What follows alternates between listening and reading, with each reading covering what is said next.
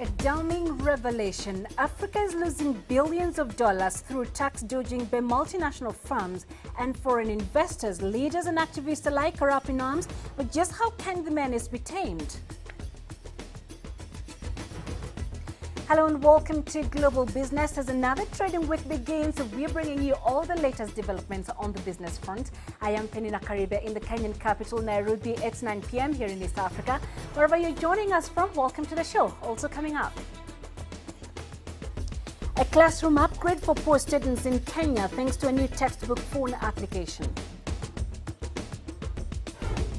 And frustrated by the unending power outages, some South African consumers now turn to green energy. Companies and government officials are illegally moving as much as $60 billion out of Africa each year. According to a report by a joint panel of the United Nations and the African Union, led by former South African President Thabo Mbeki, some companies irregularly transfer money out of the continent, denying Africa capital and tax revenues. These scams range from loggers in Mozambique understating the value of timber to Nigerian officials who send abroad suitcases of illegally earned cash. The panel estimated illicit outflows in part by adding up discrepancies between the reported value of African exports and the higher value those same goods receive when they arrive as imports to Africa's trading partners. A school in Nairobi has equipped students with mobile phones that have an education application called Eneza, essentially giving even the poorest children access to an array of information.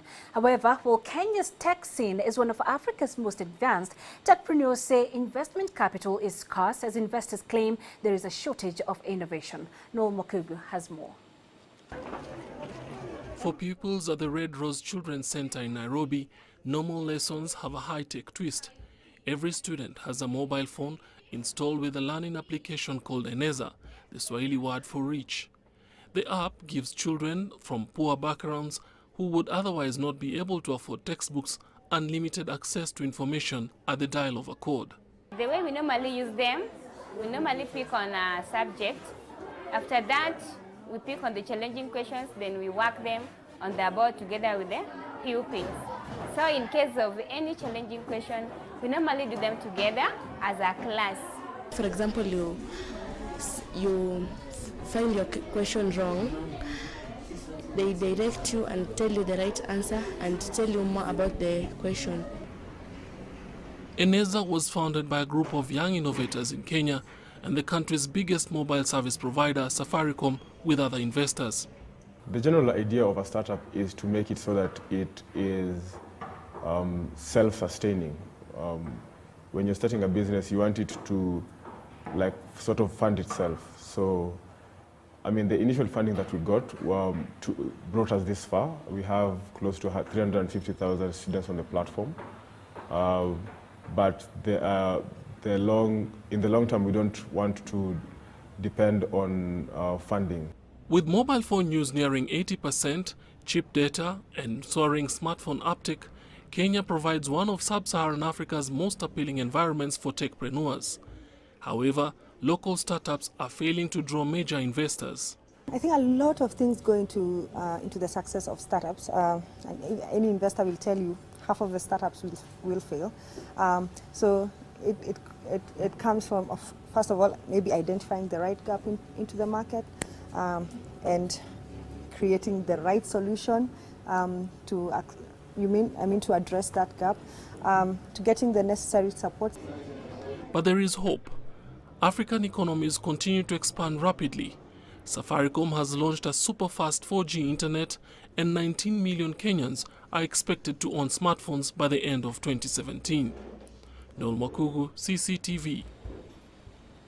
All right, so let's go to that story on the illicit cash flows. And companies and government officials are illegally moving as much as $60 billion out of Africa every year. Now, according to a report by a joint panel of the United Nations and the African Union, led by former South African President Thabo Mbeki, some companies irregularly transfer money out of the continent, denying Africa capital and tax revenues. Well, let's get now a wider perspective on this. Kimberly Lim joins us live from London. So, Kim, up to $60 billion is being lost annually through crimes such as tax dodging and corruption. Where do the loopholes lie?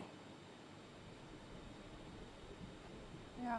Well, I mean, what the report is basically saying is that Africa is losing desperately needed funds, mainly through corruption and tax dodging. We're talking about government officials and multinationals.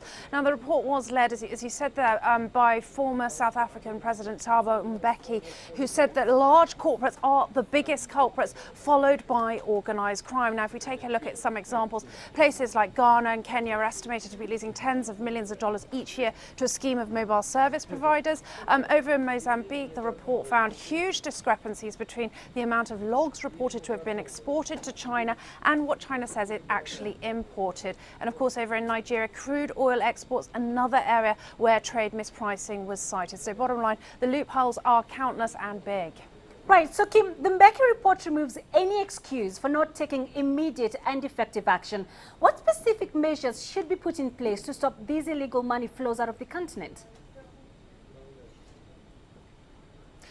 Well, there's a lot of debate about just that. Communications is cited as a key area of concern by a lot of analysts. There isn't a strong enough flow of information between countries to help crack down on potential tax dodgers. There's also the question of expertise in this area, which a lot of governments lack to help combat capital flight. Now, countries need more cohesive institutions that can work more effectively across borders. And Kim, the report also says that the level of illicit financial outflows from the continent exceeds the official development assistance to Africa. Just paint us a picture of how useful the $60 billion annually would be to the continent if tapped in. Well, without a doubt, I mean, the $60 billion would be incredibly useful to driving economic growth in Africa. Well, Africa's growth in the past couple of years has, of course, been pretty rapid and actually around that 5% mark, higher than a lot of other places in the world. Rapid population growth has increased the number of people living in poverty. Now, the report says that while there has been growth, the benefits of growth have mostly been confined to those at the top of the income tree and not trickled down nearly enough. So what if international cooperation is needed between Africa and the West to stem these illicit financial outflows? Well, I mean, this is something that Thabo Mbeki addressed. He said rich donors in the West and other trading partners like perhaps China must make their corporates pay the right taxes for working in Africa and, of course, discovering those new opportunities. Again, it comes down to a matter of tighter regulation and communication to try and stem the flow of funds. Essentially, a lot of what we're hearing from this report is not new or unexpected, but really does hammer home the importance and potential of cracking down on this. All right. Kimberly Lim joining us live from London. Many thanks. Now, a new development plan designed to help Senegal grow faster and reduce poverty can boost the economy only if it is consistently implemented. This is according to IMF boss Christine Lagarde. Senegal's growth in recent years has been sluggish, which has hampered progress towards inclusiveness and poverty reduction. Continued prudent policies have helped preserve macroeconomic stability, but slow implementation of structural reforms continues to weigh down growth. The plan predicts structural reforms will attract foreign investment and increase private investment altogether. It also calls for constraining public consumption and increasing public savings to generate space for high investment in human capital and public infrastructure. Le PSE, vous le savez, c'est sur 20 ans. The PSI, as you know, runs 20 years and emergence is forecast by 2035. But until 2035, we divided the plan into two 10-year plans. And those plans have also been divided into 5-year priority action programs that received a $20 million fund, for which from 2014 to 2018 we have been working to implement. But the Senegal plan does not only consist of projects, but also of reforms that support these projects. We began these reforms in a certain number of sectors, and we're going to continue them. Dans un certain nombre de secteurs. Alors, pour devenir un pays à revenu intermédiaire... So to first become a middle-income country and then an emerging one as aspired, Senegal should work on stimulating its economy, offering more opportunities to small and medium-sized businesses and attract investment, including foreign investment. On another perspective, the one for the International Monetary Fund, we are in partnership with Senegal for 50 years now. Well, the key success items exist. They are in place in Senegal. The government has a solid development program and it exists a consensus among all parties on the necessity to undertake reforms in the first place. Let's take a look at the markets now. And for the Nigerian Stock Exchange, January ended with 1.63 trillion naira loss, though many financial analysts envisage that the market's poor run would continue till the first half of the year. They attribute the ongoing negative movement to uncertainty around the upcoming general election, the decline in oil prices, devaluation of naira, among other factors. The Nigerian bourse ended the day up almost 1%.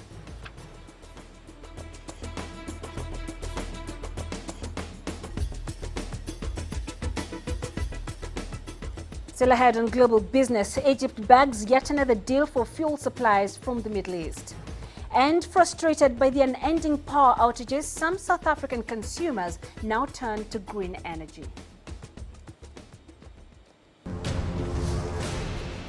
Africa is on the move. It's home to 7 of the world's 10 fastest growing economies. We help you make sense of the fast-changing African business landscape. We take you where the business is happening. Global Business, weekdays at this time on CCTV Africa.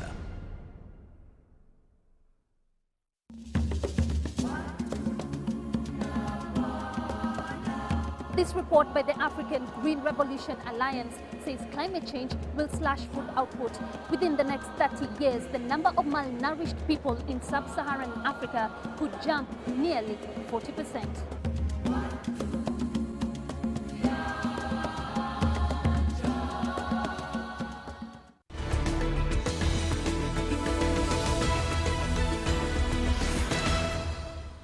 Welcome back to Global Business. Egyptian Prime Minister Ibrahim Mehleb is currently on an official visit to Kuwait. He met with top officials and businessmen, and the economy was top on his agenda. The Premier invited the Emir of Kuwait to attend the Economic Donors Summit slated for next March in Sharm el-Sheikh. Kuwait also promised to provide Egypt with the fuel needs for 2015. Now, Yasser Hakim joins us live from Cairo for more on this. So, Yasser, expenditure on fuel is known to be a burden on Egypt's budget. How much does Egypt spend on fuel annually, and will Kuwait cover all the needs? Right. Egypt spends around $31 billion every year on oil and fuel. But Egypt is a producer in itself, but consumption here in Cairo is much more than production. So it actually needs to import around $16 billion worth of oil every year, and that's money the government doesn't have. That's why one of the reasons for the meeting in Kuwait was to try to get from Kuwait some of its needs at low prices, or even as grants, such as what Saudi Arabia and the Emirates have done. And already United Arab Emirates is covering, out of the 15 billion, is covering around $7.6 billion annually until the end of the year of Egyptian oil. Saudi Arabia is covering around 3 billion. That leaves another 3 billion. That's what probably Egypt is negotiating with Kuwait to provide the 3 billion, all either grants or at very low prices, or at least in installments that are easy to pay over a long period of time. So this is basically what Egypt is trying to negotiate with Kuwait. But yes, sir, how are Kuwaitis viewing investment opportunities in Egypt? Are they planning to participate in the forthcoming economic summit? Yes, they've said it quite clearly that they will be present, and they will have a strong presence in the summit next March with either government officials, top officials, or businessmen. Kuwait already invests a lot in Egypt. It's the 4th largest investor, and most of the investments are either in real estate, infrastructure, or factories in oil and food. But they actually, in their meetings, they have made some conditions, and one of these conditions is that a number of investors here have problems with the government, and they want to settle these disputes before the summit so that to encourage more investors to go in. They need Egypt to announce the new investment law and new labor laws that the government has promised to announce. It's been a bit late. It should have been announced a couple of months ago. It has not been announced yet. The new investment laws that would facilitate investments into Egypt. And businessmen in Kuwait have said they're waiting to see the new investment law before coming to Cairo, to Sharm el-Sheikh next March, and also settle the dispute of the Kuwaiti investors here before also the March summit, which the Prime Minister has promised to do as soon as possible. All right, Yasser Hakim, live for us there in Cairo. Thank you, Yasser. Now, there is speculation that South Africa will sell its stake in a Vodafone Group PLC unit in a bid to raise funds needed for new power stations. The state needs to dispose of assets in order to raise money to bail out power utility Eskom.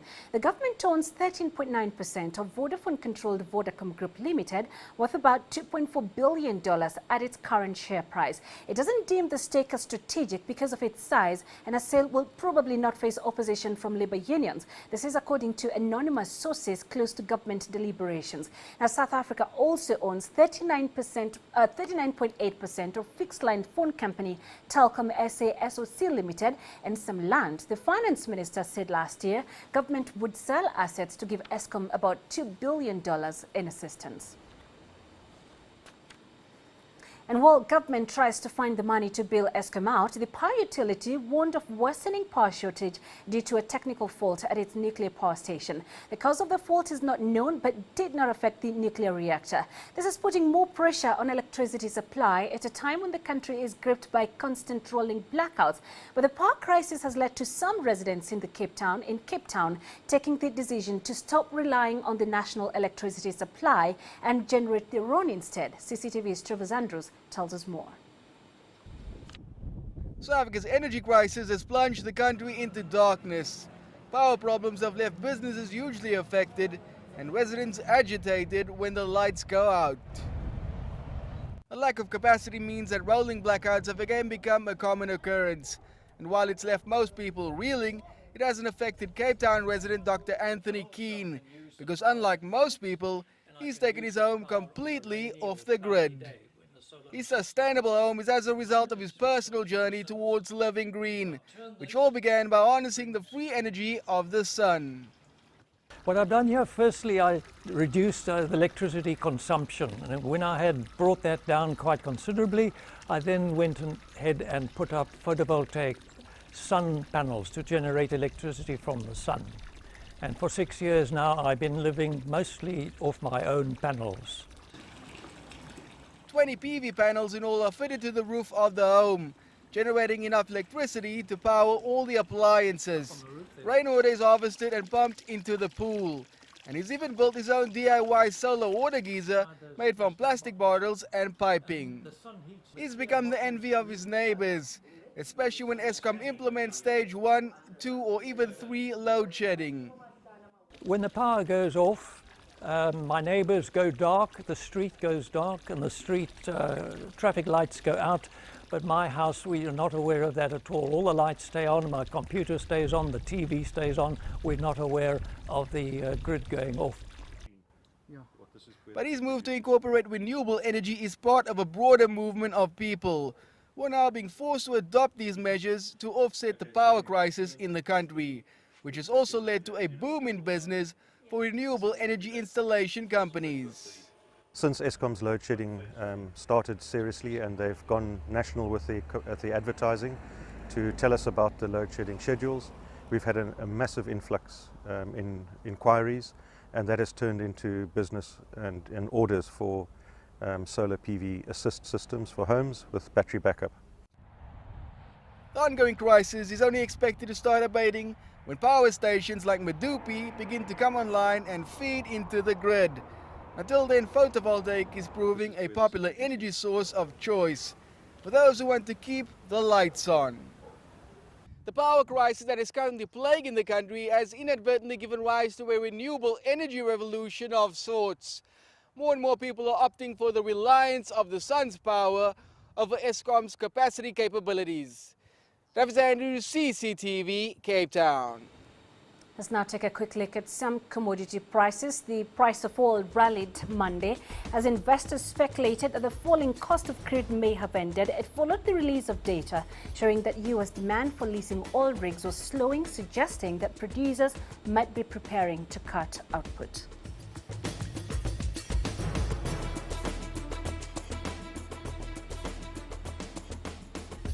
And still ahead, this story of how beekeeping has revolutionized the lives of villagers across Togo.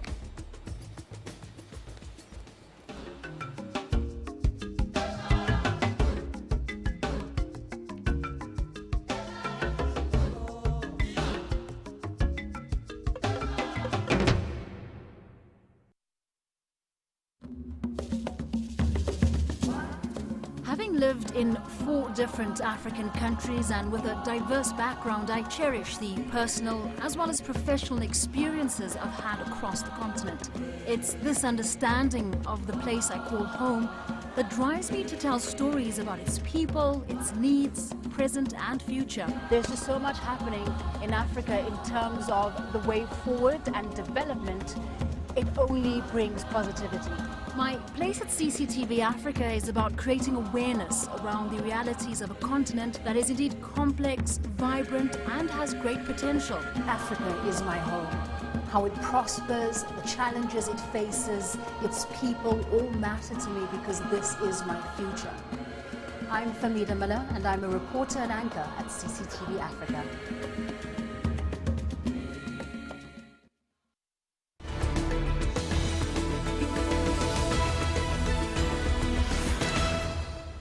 You're watching Global Business. Welcome back. Zimbabwe's liquidity crunch has forced thousands out into the streets in an effort to make money.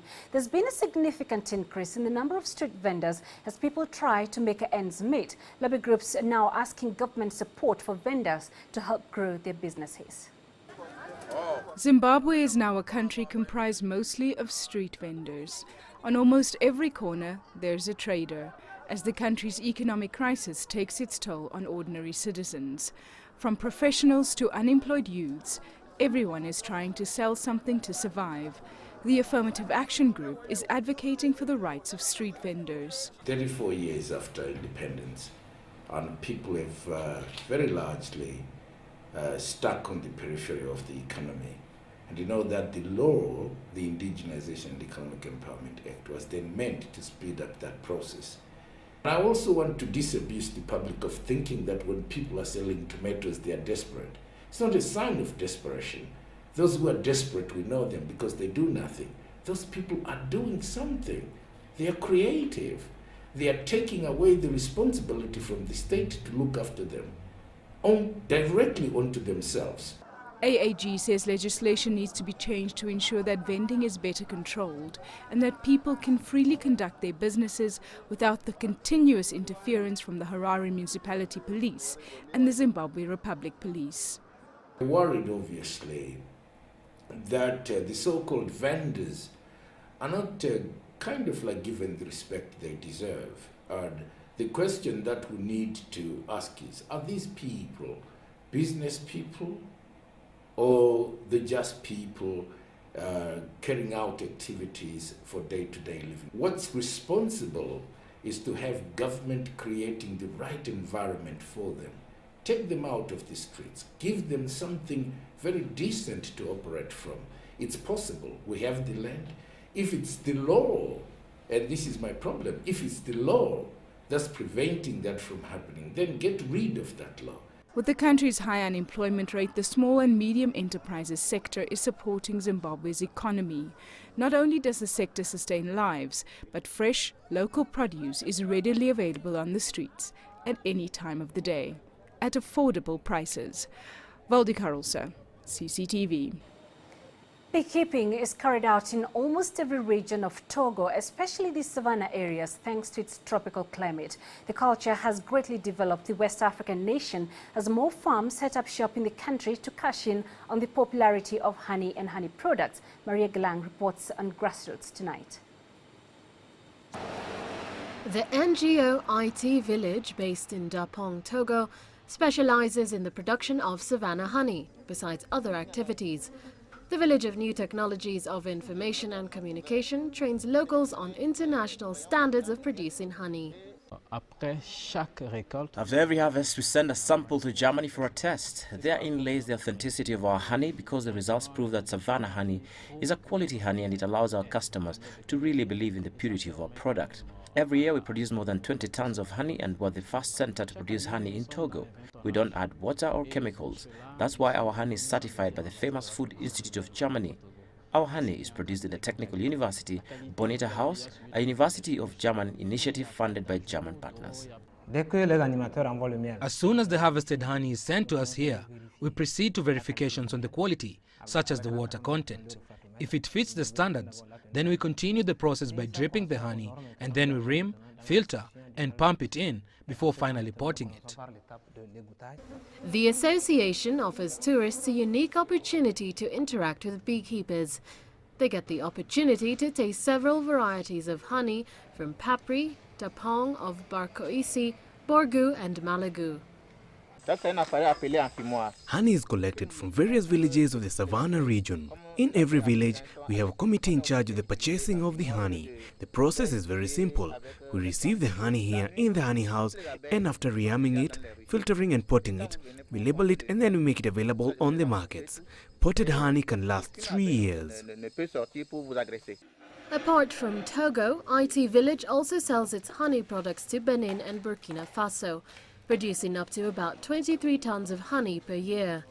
It aims to access other markets in the West African region by modernizing production and aggressively marketing its cash flow, the Savannah honey. Maria Galang, CCTV. And before we wrap up, let's have a look at the currencies. Egypt's pound sold for 7.53 per dollar at a central bank auction Monday. That was the weakest level it has been allowed to reach since auctions began in December 2012. The central bank offered $40 million and sold 38 million at a cutoff price of 7.53 pounds per dollar. And expectations that the bank will devalue the pound have grown since it announced a surprise 50 basis point cut in benchmark interest rates this month. The bank said plummeting global oil prices had eased the inflation outlook. So tomorrow on Global Business, the South African government comes under criticism for its handling of the recent looting and attacks on foreigners in the country's largest township, Soweto. We'll bring you an analysis following the xenophobic attacks witnessed there. And Addis Ababa began testing its light railway on Sunday. The railway is one of Ethiopia's mega development projects in the country's 5-year growth and transformation plan. It is a 34-kilometer electrified railway project contracted by the China Railway Group Limited. We'll tell you how the ride feels. All right, so that's it for this edition of Global Business. Do send your feedback to globalbusinessafrica@cctv.com. You can visit our Facebook page, CCTV Africa, and you can also stay in touch with Global Business on Twitter using the handle @CCTV News Africa. I'm Penina Karibe. Thanks for your company.